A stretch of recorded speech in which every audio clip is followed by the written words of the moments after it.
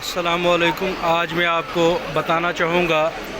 کہ حج اور عمرہ کے دوران طواف کیسے کرتے ہیں۔ تو سب سے پہلے آپ نے اس طرح سے احرام باندھنا ہے۔ یہ کندھا آپ نے دایاں کندھا جو ہے آپ نے ایک سائڈ سے کھلا رکھ کے احرام باندھنا ہے، اور پھر کعبہ کے اندر آپ نے انٹر ہونا ہے، کعبہ کے مطاف کے اندر انٹر ہونا ہے۔ اور یہاں جب آپ انٹر ہو جائیں گے تو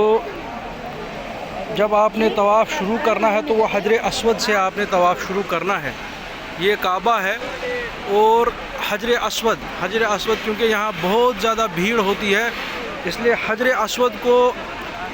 بوسہ دینا جو ہے ناممکن ہو جاتا ہے یہاں پر۔ لیکن نبی پاک صلی اللہ علیہ وسلم نے ہمارے لیے ایک سہولت نکالی ہے کہ انہوں نے ہاتھ سے اشارہ کر کے بھی حجر اسود کی طرف ہاتھ سے اشارہ کر کے بھی حج اور عمرہ کے طواف کیے ہیں۔ تو لہٰذا یہ جو طواف جب آپ شروع کریں گے تو یہاں پر حجر اسود کے سامنے ایک گرین لائٹ آپ کو دکھے گی، یعنی اس کا مطلب یہ ہوا کہ اس سیدھ میں آپ نے کھڑے ہو کر ہاتھ سے ایسے اشارہ کرنا ہے، اس طرح سے آپ نے اشارہ کرنا ہے، اور اشارہ کرتے ہوئے آپ نے بسم اللہ اللہ اکبر کہنا ہے۔ اور اس کے بعد آپ نے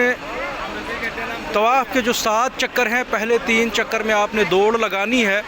لیکن چونکہ یہاں پہ بھیڑ ہوتی ہے، بہت زیادہ رش ہوتا ہے، اس لیے یہ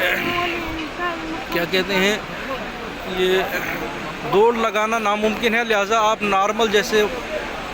چلتے ہیں آپ ویسے بھی آپ چل سکتے ہو۔ اس طرح سے جب آپ رکن یمانی کی طرف پہنچیں گے تو اگر رش نہ ہو تو اسے ہاتھ لگا کر آپ نے آگے چلنا ہے اور دعا پڑھنی ہے، ربنا آتینا فی الدنیا حسنۃ وفی الآخرۃ حسنۃ وقنا عذاب النار، جب تک نہ آپ پھر سے حجر اسود تک پہنچیں گے۔ جب آپ حجر اسود تک پہنچیں گے تو پھر سے آپ نے ہاتھ سے اشارہ کرنا ہے یا بوسہ دینا ہے جیسے ممکن ہو،